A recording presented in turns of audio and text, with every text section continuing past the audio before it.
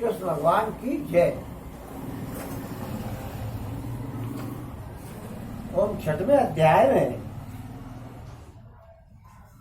देवताओं की भगवान से स्वधाम सिधारने के लिए प्रार्थना तथा यादवों को प्रवास क्षेत्र जाने की तैयारी करते देख करके उद्धव जी का भगवान के पास आना बताया जा रहा है।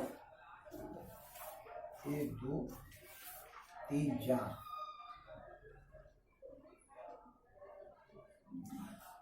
ओम श्री सुखदेव जी कहते हैं कि परीक्षित, जब देवर्ष नारद जी वसुदेव जी को उपदेश करके चले गए तब अपने पुत्र सनकादिकों देवताओं और प्रजापतियों के साथ ब्रह्मा जी, भूतगणों के साथ सर्वेश्वर महादेव जी और मरुदगणों के साथ देवराज इंद्र द्वारका नगरी में आए। साथ ही सभी आदित्यगण, 8 वसु, अश्विनी कुमार, ऋभु, अंगिरा के वंशज ऋषि, 11 रुद्र, विष्णुदेव, साध्यगण, गंधर्व, अप्सराएं, नाग, सिद्ध, चारण, गुहक, ऋषि, पितर, विद्याधर और किन्नर भी वहां पहुंचे। इन लोगों के आगमन का उद्देश्य यह था कि मनुष्य का सा मनोहर भेष धारण करने वाले और अपने श्याम सुंदर विग्रह से सभी लोगों का मन अपनी ओर खींच करके रमा लेने वाले भगवान श्री कृष्ण का दर्शन करें, क्योंकि इस समय उन्होंने अपना श्री विग्रह प्रकट करके उसके द्वारा तीनों लोकों में ऐसी पवित्र कीर्ति का विस्तार किया है जो समस्त लोगों के पाप तापों को सदा के लिए मिटा देती है। ओम द्वारकापुरी सब प्रकार की संपत्ति और ऐश्वर्यों से समृद्ध तथा अलौकिक दीप्ति से देदीप्यमान हो रही थी। वहां आकर के उन लोगों ने अनूठी छवि से युक्त भगवान श्री कृष्ण के दर्शन किए। ओम भगवान की रूप माधुरी का निर्निमेष नयनों से पान करने पर भी उनके नेत्र तृप्त नहीं होते थे। वे एक टक बहुत देर तक उन्हें देखते रहे। उन लोगों ने स्वर्ग के उद्यान, नंद वंदन, चैत्ररथ आदि के दिव्य पुष्पों से जगदीश्वर भगवान श्री कृष्ण को ढक दिया और चित्त विचित्र पदों तथा अर्थों से युक्त वाणी के द्वारा उनकी स्तुति करने लगे। ओम देवताओं ने प्रार्थना की कि हे स्वामी, कर्मों के विकट फंदे से छूटने की इच्छा वाले मुमुक्षु भक्त और मुमुक्षु जन भक्ति भाव से अपने हृदय में जिनका चिंतन करते रहते हैं, आपके उसी चरण कमल को हम लोगों ने अपनी बुद्धि, इंद्रिय, मन, प्राण और वाणी से साक्षात नमस्कार किया है। ओम हे ओहो, ये कितने आश्चर्य की बात है। हे अजित, आप मायक, रज आदि गुणों से स्थित होकर इस अचिंत नाम रूपात्मक प्रपंच की त्रिगुणमयी माया के द्वारा अपने आप में ही रचना करते हैं, पालन करते हैं और संहार करते हैं। ओम, यह सब कुछ करते हुए भी इन कर्मों से आप लिप्त नहीं होते, क्योंकि आप राग द्वेष आदि दोषों से सर्वदा मुक्त हैं और अपने निरावरण अखंड स्वरूप भूत परमानंद में मगन रहते हैं। ओम, स्तुति करने के योग्य हे परमात्मा, जिन मनुष्यों की चित्तवृत्ति राग द्वेष आदि से कलुषित है, वे उपासना, वेदाध्ययन, दान, तपस्या और यज्ञ आदि कर्म भले ही करें, परंतु उनकी वैसी शुद्धि नहीं हो सकती है जैसे श्रवण के द्वारा संपुष्ट शुद्ध अंतःकरण सज्जन पुरुषों की आपकी लीला कथा कीर्ति के विषय में दिनों दिन बढ़कर के परिपूर्ण होने वाली श्रद्धा से होती है। ओम, मननशील मुमुक्षु मोक्ष प्राप्ति के लिए अपने प्रेम से पिघले हुए हृदय के द्वारा जिन्हें लिए फिरते हैं, पंचरात्र विधि से उपासना करने वाले भक्तजन समान ऐश्वर्य की प्राप्ति के लिए वसुदेव, संकर्षण, प्रद्युम्न और अनिरुद्ध इन चतुर्व्यूह के रूप में जिनका पूजन करते हैं और जितेंद्रिय धीर पुरुष स्वर्गलोक का अतिक्रमण करके भगवत धाम की प्राप्ति के लिए तीनों समय जिनकी पूजा किया करते हैं, याज्ञिक लोग तीनों वेदों के द्वारा बतलाई हुई विधि से अपने संयत हाथों में हविष्य लेकर के यज्ञ कुंड में आहुति देते हैं और उन्हीं का चिंतन करते हैं। ओम, आपकी आत्म स्वरूपिणी माया के जिज्ञासु योगी जन हृदय के अंतर देश में दहर विद्या आदि के द्वारा आपके चरण कमलों का ही ध्यान करते हैं और आपके बड़े बड़े प्रेमी भक्तजन उन्हीं को अपना परम इष्ट आराध्य देव मानते हैं। हे प्रभु, आपके वे ही चरण कमल हमारी समस्त अशुभ वासनाओं यानी विषय वासनाओं को भस्म करने के लिए अग्नि स्वरूप हों। ओम वे अग्नि के समान हमारे पाप तापों को भस्म कर दें। हे प्रभु, यह भगवती लक्ष्मी आपके वक्षस्थल पर मुरझाई हुई बासी बनमाला से भी शौच की तरह स्पर्धा करती हैं, फिर भी आप उनकी परवाह नहीं करके भक्तों के द्वारा इस बासी माला से ही हुई पूजा को प्रेम से स्वीकार करते हैं। ऐसे भक्त वत्सल प्रभु के चरण कमल सर्वदा हमारी विषय वासनाओं को जलाने वाले अग्नि स्वरूप हो। ओम हे अनंत, वामन अवतार में दैत्यराज बलि की दी हुई पृथ्वी को नापने के लिए जब आपने अपना पग उठाया तब और वह सत्यलोक में पहुंच गया था, तब यह ऐसा जान पड़ता था मानो कोई बहुत बड़ा विजय ध्वज हो। और ब्रह्मा जी के पखारने के बाद उससे गिरती हुई गंगा जी की जल की 3 धाराएं ऐसी जान पड़ती थी मानो उसमें लगी हुई 3 पताकें फहरा रही हो। ओम उसे देख करके असुरों की सेना भयभीत हो गई थी और देव सेना निर्भय हो गई थी। ओम आपका वह चरणकमल साधु स्वभाव पुरुषों के लिए आपके धाम वैकुंठ की प्राप्ति का और दुष्टों के लिए अधोगति का कारण है। ओम हे भगवान, आपका वही पाद पद्म हम भजन करने वालों के सारे पाप ताप धो करके बहा दे। ओम ब्रह्मा जी, आज जितने भी शरीरधारी हैं वे सत्व रज और तम इन तीनों गुणों के परस्पर विरोधी त्रिविध भावों की टक्कर से जीते मरते रहते हैं। ओम वे सुख और दुख के थपेड़ों से बाहर नहीं है और ठीक वैसे ही आपके बस में है जैसे नते हुए बैल अपने स्वामी के बस में होते हैं। ओम आप उनके लिए भी काल स्वरूप है, उनके जीवन का आदि मध्य और अंत आपके ही अधीन है। इतना ही नहीं, आप प्रकृति और पुरुष से भी परे स्वयं पुरुषोत्तम है। आपके चरण कमल हम लोगों का कल्याण करें।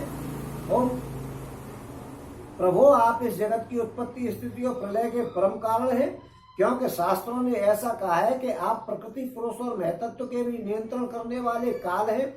ओम शीत ग्रीष्म और वर्षा काल रूप 3 नाभियों वाले संवत्सर के रूप में सबको छह की ओर ले जाने वाले काल आप ही हैं। आपकी गति अबाल और गंभीर है, आप स्वयं पुरुषोत्तम हैं। ओम यह पुरुष आपसे शक्ति प्राप्त करके अमोघ वीर हो जाता है और फिर आप माया के साथ संयुक्त होकर के विश्व के महतत्व रूप गर्भ का स्थापन करता है। इसके बाद वह महतत्व त्रिगुणमयी माया का अनुसरण करके पृथ्वी जल तेज वायु आकाश अहंकार और मन रूप 7 आवरणों यानी 7 परतों वाले इस सुवर्ण में ब्रह्मांड की रचना करता है। ओम इसलिए हे ऋषिकेश, आप समस्त चराचर जगत के अधीश्वर हैं। ओम यही कारण है कि माया की गुण विषमता के कारण बनने वाले विभिन्न पदार्थों का उपभोग करते हुए भी आप उनमें लिप्त नहीं होते। यह केवल आपकी ही बात है।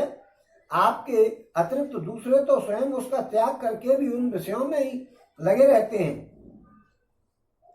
ओम 16,000 से भी अधिक रानी आपके साथ रहती हैं। वे सब अपनी मंद मंद मुस्कान और तिरछी चितवन से युक्त मनोहर भौहों के इशारे से और सुर ताल लापों से प्रौढ़ सम्मोहक काम बाण चलाती हैं और काम कला की विविध रीतियों से आपका मन आकर्षित करना चाहती है, परंतु फिर भी वे अपने परिपुष्ट काम बाणों से आपका मन तनिक भी डिगा नहीं सकी। वे असफल ही रहीं। ओम आपने त्रिलोकी की पाप राशि को दो बहाने के लिए 2 प्रकार की पवित्र नदियां बहा रखी हैं। एक तो आपकी अमृतमयी लीला से भरी कथा नदी और दूसरी आपके पाद प्रक्षालन के जल से भरी हुई गंगा जी। ओम अतः सत्संग सेवी विवेकी जन कानों के द्वारा आपकी कथा नदी में और शरीर के द्वारा श्री गंगा जी में गोता लगा करके दोनों ही तीर्थों का सेवन करते हैं और अपने आप पाप तापों को मिटा डालते हैं। ओम श्री सुखदेव जी कहते हैं कि बच्चे समस्त देवता और भगवान शंकर के साथ ब्रह्मा जी ने इस प्रकार भगवान की स्तुति करी। इसके बाद वे प्रणाम करके अपने धाम में जाने के लिए आकाश में स्थित होकर के भगवान से इस प्रकार कहने लगे। ब्रह्मा जी ने कहा कि ओम हे सर्वात्मन प्रभु, पहले हम लोगों ने आपसे अवतार लेकर के पृथ्वी का भार उतारने के लिए प्रार्थना करी थी, सो वो काम आपने हमारी प्रार्थना के अनुसार यथोचित रूप से पूरा कर दिया है।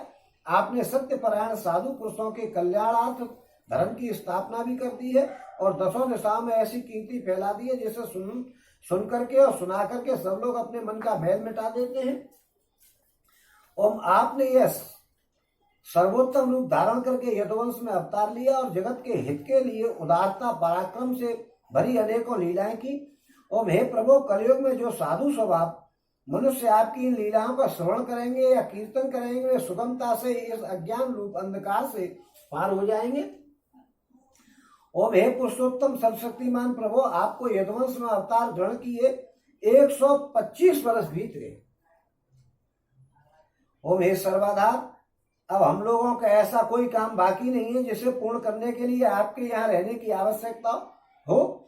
ओम ब्राह्मणों के शाप के कारण आपका यह कुल भी एक प्रकार से नष्ट ही हो चुका है, जो समझो नष्ट ही हो जाएगा।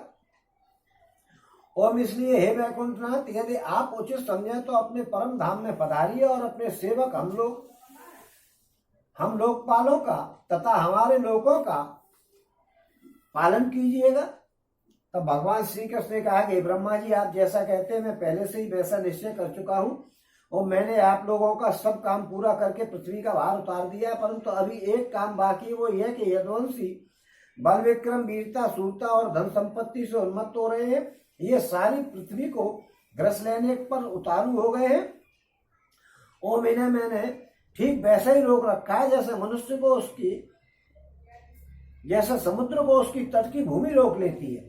ओम यदि मैं घमंडी और अच्छंकल यदुवंशियों का यह विशाल वंश नष्ट किए बिना ही चला गया तो ये सब मर्यादा का उल्लंघन करके सारे लोगों का संहार कर डालेंगे। ओम हे निष्पाप ब्रह्मा जी, अब ब्राह्मणों के शाप से इस वंश का नाश प्रारंभ हो चुका। इसका अंत हो जाने पर मैं आपके धाम में आ जाऊंगा। ओम श्री सुखदेव जी कहते हैं, परीक्षित, जब अखिल लोकाधिपति भगवान श्री कृष्ण ने इस प्रकार कहा तब ब्रह्मा जी ने उन्हें प्रणाम किया और देवताओं के साथ वे अपने धाम को चले गए। उनके जाते ही द्वारकापुरी में बड़े बड़े अपशगुन होने लगे, बड़े बड़े उत्पात उठ करके खड़े हो गए। उन्हें देख करके यदुवंश के बड़े बूढ़े भगवान श्री कृष्ण के पास आए। भगवान श्री कृष्ण ने उनसे यह कहा, ओम भगवान श्री कृष्ण ने कहा कि हे गुरुजनों, आजकल द्वारका में जिधर देखिए उधर ही बड़े बड़े अपशगुन और उत्पात हो रहे हैं। आप लोग जानते ही हैं कि ब्राह्मणों ने हमारे वंश को शाप दे दिया है और ऐसा शाप दिया है जिसे कि टाला नहीं जा सकता है। मेरा ऐसा विचार है कि यदि हम लोग अपने प्राणों की रक्षा चाहते हो तो हमें यहाँ अब नहीं रहना चाहिए। ओम अब विलंब करने की आवश्यकता नहीं है, हम लोग आज ही परम पवित्र प्रवास क्षेत्र के लिए निकल पड़े। ओम प्रवास क्षेत्र की महिमा बहुत ही प्रसिद्ध है। जिस समय दक्ष प्रजापति के शाप से चंद्रमा को राज्य क्षमा रोग ने ग्रस लिया था, उस समय उन्होंने प्रवास क्षेत्र में जाकर के स्नान किया था और तत्क्षण वे उस पाप जन्य रोग से छूट गए थे। ओम साथ ही उन्हें कलाओं की अभिवृद्धि भी प्राप्त हो गई थी। हम लोग भी प्रवास क्षेत्र में चल करके स्नान करेंगे, देवता और पितरों का तर्पण करेंगे और साथ ही अनेकों गुण वाले पकवान तैयार करके श्रेष्ठ ब्राह्मणों को भोजन कराएंगे। ओम और वहां हम लोग उन सत्पात्र ब्राह्मणों को पूरी श्रद्धा से बड़ी बड़ी दान दक्षिणाएं देंगे और इस प्रकार उनके द्वारा अपने बड़े बड़े संकटों को वैसे ही पार कर जाएंगे जैसे कोई जहाज के द्वारा समुद्र पार कर जाता है। ओम श्री सुखदेव जी कहते हैं कि हे कुलनंदन, जब भगवान श्री कृष्ण ने इस प्रकार आज्ञा दी तब यदुवंशियों ने एक मत से प्रवास जाने का निश्चय कर लिया और सब अपने अपने रथ सजाने और जोतने लग गए। ओम परीक्षित, उद्धव जी भगवान श्री कृष्ण के बड़े प्रेमी और सेवक थे। ओम उन्होंने जब यदुवंशियों को यात्रा की तैयारी करते देखा, भगवान की आज्ञा सुनी और अत्यंत घोर अपशगुन देखे, तब वे जगत के एकमात्र अधिपति भगवान श्री कृष्ण के पास एकांत में गए, उनके चरणों पर अपना सिर रख करके प्रणाम किया और हाथ जोड़ करके उनसे प्रार्थना करने लगे। ओम उद्धव जी ने कहा कि हे योगेश्वर, आप देवादिदेवों के भी ईश्वर हैं। आपकी लीला के श्रवण कीर्तन से जीव पवित्र हो जाता है। आप सर्वशक्तिमान परमेश्वर हैं। आप चाहते तो ब्राह्मणों के शाप को मिटा सकते थे, परंतु आपने वैसा नहीं किया। इससे मैं ये समझ गया कि अब आप यदुवंश का संहार करके इसे समेट करके अवश्य इस लोक का परित्याग कर देंगे। ओम परंतु हे घुंघराली अलकों वाले श्याम सुंदर, मैं आधे क्षण के लिए भी आपके चरण कमलों के त्याग की बात नहीं सहन कर सकता हूं।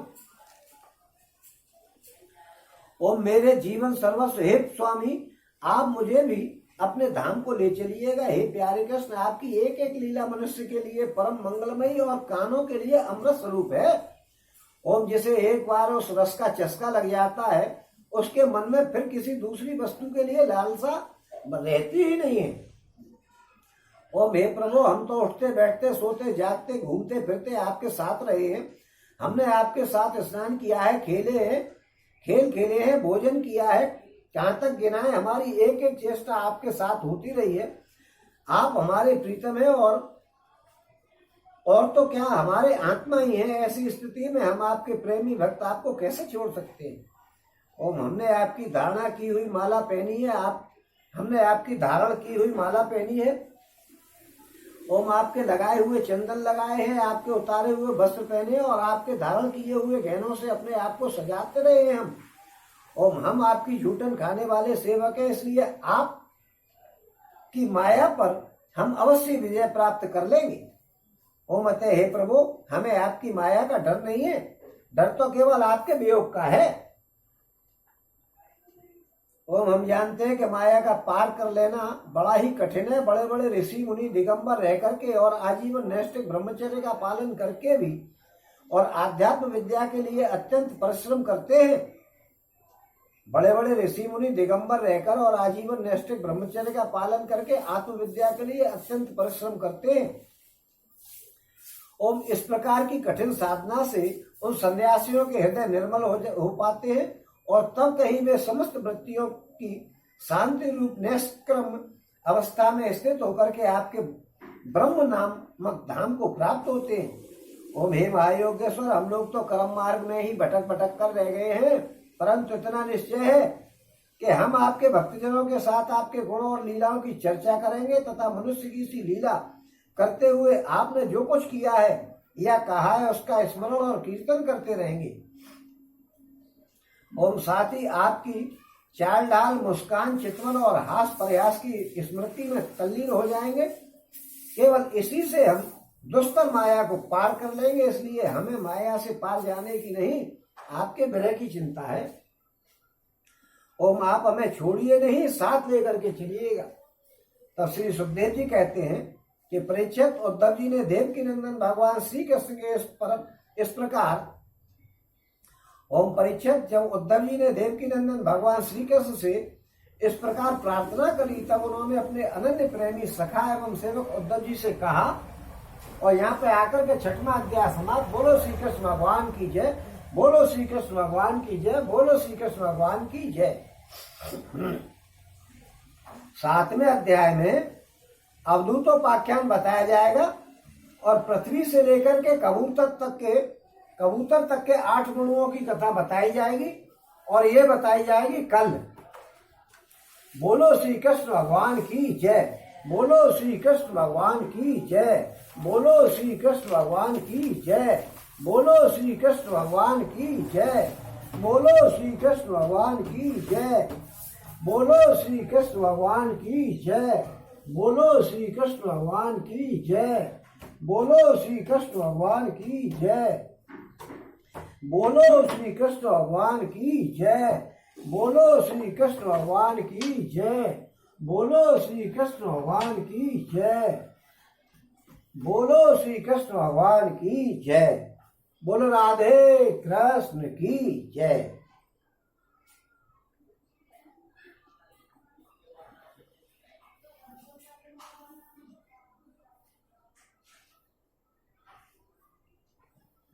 भैया जी, बाबूजी कहाँ गए आज?